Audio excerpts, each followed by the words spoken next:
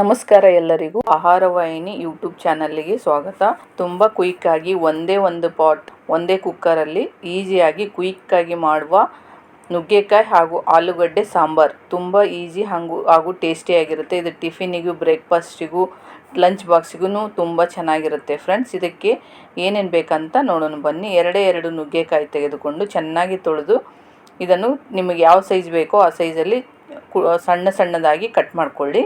ನೋಡಿ, ಈ ಥರದಲ್ಲಿ ಕಟ್ ಮಾಡ್ಕೋಬೇಕು. ನುಗ್ಗೆಕಾಯಿ ತಿನ್ನುವುದರಿಂದ ತುಂಬಾ ಒಳ್ಳೆಯದು ಫ್ರೆಂಡ್ಸ್. ಇದಕ್ಕೆ ಒಂದು ಈರುಳ್ಳಿ, 2 ನುಗ್ಗೆಕಾಯಿ, 1 ಈರುಳ್ಳಿ ಸಣ್ಣದಾಗಿ ನೈಸಾಗಿ ಕಟ್ ಮಾಡಿ ಇಟ್ಕೊಳ್ಳಿ.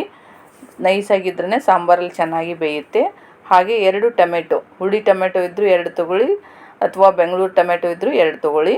ಹುಳಿ ಟೊಮೆಟೊ ಅಂದರೆ ಸ್ವಲ್ಪ ಹುಳಿ ಬರುತ್ತೆ, ಇದನ್ನು ಕಟ್ ಮಾಡಿ ಇಟ್ಕೋಬೇಕು. ಹಾಗೆ 1 ಆಲೂಗಡ್ಡೆ, ನಿಮ್ಗೆ ಆಲೂಗಡ್ಡೆ ಜಾಸ್ತಿ ಬೇಕಂದರೆ 2 ಹಾಕ್ಕೊಳ್ಳಿ.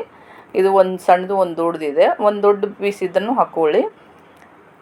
ಆಲೂಗಡ್ಡೆಯನ್ನು ಮೀಡಿಯಮ್ ಸೈಜಾಗಿ ಕಟ್ ಮಾಡಿ, ಆ ಕಡೆ ದಪ್ಪನೂ ಇರಬಾರ್ದು, ತಿಳುವೂ ಇರಬಾರ್ದು, ಮೀಡಿಯಮ್ ಆಗಿ ಕಟ್ ಮಾಡಿ ಇಟ್ಕೊಳ್ಳಿ. ನುಗ್ಗೆಕಾಯಿ, ಟೊಮೆಟೊ, ಈರುಳ್ಳಿ ಹಾಗೂ ಆಲೂಗಡ್ಡೆಯನ್ನು ಕಟ್ ಮಾಡಿ ಇಟ್ಟುಕೊಂಡು ಕುಕ್ಕರನ್ನು ಗ್ಯಾಸ್ ಮೇಲೆ ಇಡಿ. 3 ರಿಂದ 4 ಟೇಬಲ್ ಸ್ಪೂನ್ ಎಣ್ಣೆಯನ್ನು ಹಾಕಿ, ಹಾಗೆ ಸಾಸಿವೆಯನ್ನು ಹಾಕಿ ಚಟ್ಪಟ್ ಅಂದ ಮೇಲೆ ನಾವು ಕಟ್ ಮಾಡಿ ಇಟ್ಟುಕೊಂಡ ಈರುಳ್ಳಿಯನ್ನು ಕೂಡ ಹಾಕಬೇಕು.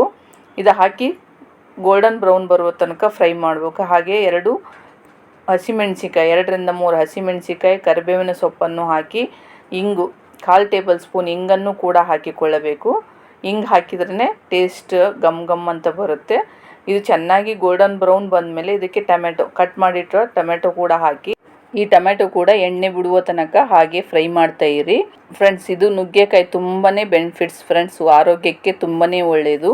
ಇದರಲ್ಲಿ vitamin A, C, vitamin B ಕೂಡ ಇರುತ್ತೆ. ಹಾಗೆ ಈ ಮಸಾಲೆಗೆ 1/4 ಟೇಬಲ್ ಸ್ಪೂನ್ ಅರಿಶಿಣ ಪುಡಿಯನ್ನು ಹಾಕಿ, ಅರ್ಧ ಟೇಬಲ್ ಸ್ಪೂನ್ ಖಾರದ ಪುಡಿ ಹಾಕಿ, ಏಕೆಂದರೆ ಸಾಂಬಾರು ಪುಡಿ ಹಾಕ್ತೀವಿ, ಅದರಲ್ಲಿ ಖಾರ ಇರುತ್ತೆ, ಅದಕ್ಕೋಸ್ಕರ. ಧನಿಯಾ ಪುಡಿ 1 ಟೇಬಲ್ ಸ್ಪೂನನ್ನು ಹಾಕಿ, ರುಚಿಗೆ ತಕ್ಕಷ್ಟು ಉಪ್ಪು ಹಾಕಿ. ನಿಮಗೆ ಈ ಸಾಂಬಾರು ಈ ಕ್ವಾಂಟಿಟಿ ಅಂದರೆ ಒಂದು ಅರ್ಧ ಟೇಬಲ್ ಸ್ಪೂನ್ ಬೇಕಾಗುತ್ತೆ. ಹಾಗೆ 2 ಟೇಬಲ್ ಸ್ಪೂನ್ ಸಾಂಬಾರು ಪೌಡ್ರ್, ನಿಮ್ಮ ಕಡೆ ಯಾವ ಸಾಂಬಾರು ಪೌಡ್ರ್ ಇರುತ್ತೆ ಆ ಸಾಂಬಾರು ಪೌಡ್ರ್ ಹಾಕಿಕೊಳ್ಳಿ. ಹಾಕಿ ಚೆನ್ನಾಗಿ ಎಣ್ಣೆ ಬಿಡುವ ತನಕ ಹಾಗೆ ಫ್ರೈ ಮಾಡ್ತಾಯಿರಿ ಫ್ರೆಂಡ್ಸ್. ಇದಕ್ಕೆ 1.5 ಗ್ಲಾಸ್ ನೀರು ಹಾಕಿ, ಟೋಟಲ್ 1.5 ಗ್ಲಾಸ್ ನೀರು ಅಂದರೆ ಚೆನ್ನಾಗಿ ಇರುತ್ತೆ.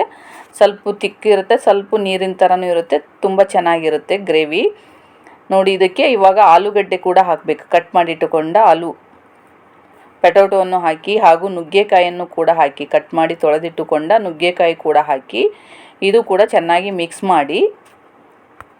ಈ ನುಗ್ಗೆಕಾಯಲ್ಲಿ ಕ್ಯಾಲ್ಸಿಯಂ ಕೂಡ ಇರುತ್ತೆ, ಕಬ್ಬಿಣದ ಅಂಶ ಇರುತ್ತೆ, ಪೊಟ್ಯಾಷಿಯಮ್ ಇರುತ್ತೆ, ಮ್ಯಾಗ್ನೇಷಿಯಮ್ ಇರುತ್ತೆ ಫ್ರೆಂಡ್ಸ್, ತುಂಬಾ ಒಳ್ಳೆಯದು.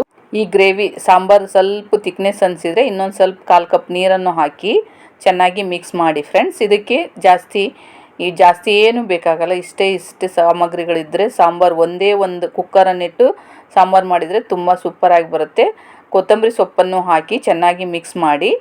ನೋಡಿ, ಈ ಥರದಲ್ಲಿ ಹಾಗೆ ಚೆನ್ನಾಗಿ ಮಿಕ್ಸ್ ಮಾಡಬೇಕು. ಹಾಗೂ ಈ ನುಗ್ಗೆಕಾಯಲ್ಲಿ ಡಯಾಬಿಟಿಸ್ ಇದ್ದವರಿಗೆ ಕೂಡ ತುಂಬಾ ಒಳ್ಳೆಯದು.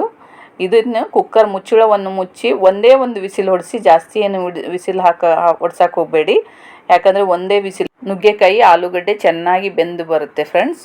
ಈ ನುಗ್ಗೆಕಾಯಿಯಿಂದ ಶೀತ, ಜ್ವರ ಮತ್ತು ಇತರೆ ಸೋಂಕುಗಳನ್ನು ದೂರ ಮಾಡುತ್ತೆ ಫ್ರೆಂಡ್ಸ್. ಇವಾಗ ನೋಡಿ, ನುಗ್ಗೆಕಾಯಿ ಹಾಗೂ ಆಲೂಗಡ್ಡೆ ಚೆನ್ನಾಗಿ ಕುದ್ದು ಬಂದಿದೆ. ಇವಾಗ ನುಗ್ಗೆಕಾಯಿ ಆಲೂಗಡ್ಡೆ ಸಾಂಬಾರು ರೆಡಿ ಫ್ರೆಂಡ್ಸ್. ತುಂಬ ಕ್ವಿಕ್ಕಾಗಿ ಈಸಿಯಾಗಿ ಮಾಡಿ, ಲಂಚ್ ಬಾಕ್ಸ್ಗೂ ಬರುತ್ತೆ, ಹಾಗೂ ಡಿನ್ನರಿಗೂ ಬರುತ್ತೆ, ಟಿಫಿನಿಗೂ ಬರುತ್ತೆ ಫ್ರೆಂಡ್ಸ್. ಒಂದೇ ಟೈಮಲ್ಲಿ 3 ಟೈಮು ತಿನ್ಬೋದು, ಅದು ಚೆನ್ನಾಗಿ ಬರುತ್ತೆ, ಟೇಸ್ಟಾಗಿರುತ್ತೆ. ಇಡ್ಲಿ, ದೋಸೆ, ರೈಸಿಗೂ ಚೆನ್ನಾಗಿರುತ್ತೆ, ನೀವು ಚಪಾತಿ ಕೂಡ ತಿನ್ಬೋದು. ತುಂಬ ಟೇಸ್ಟಿಕರವಾದ ನುಗ್ಗೆಕಾಯಿ ಆಲೂಗಡ್ಡೆ ಸಾರು ತುಂಬ ಈಸಿ ಹಾಗೂ ಕ್ವಿಕ್ಕಾದ ರೆಸಿಪಿ. ಈ ನುಗ್ಗೆಕಾಯಿ ಆಲೂಗಡ್ಡೆ ಸಾಂಬಾರು ನೀವು ಒಂದ್ಸರಿ ಟ್ರೈ ಮಾಡಿ, ಹೇಗಿದೆ ಅಂತ ಕಮೆಂಟ್ ಬಾಕ್ಸಲ್ಲಿ ಕಮೆಂಟ್ ಮಾಡಿ. ಹಾಗೆ ಸಬ್ಸ್ಕ್ರೈಬ್ ಆಗದೆ ನೋಡ್ತಾ ಇದ್ದರೆ ಸಬ್ಸ್ಕ್ರೈಬ್ ಮಾಡ್ಕೊಳ್ಳಿ, ನಿಮ್ಮ ಫ್ರೆಂಡ್ಸ್ಗೂ ಶೇರ್ ಮಾಡಿ friends. Thank you to all friends.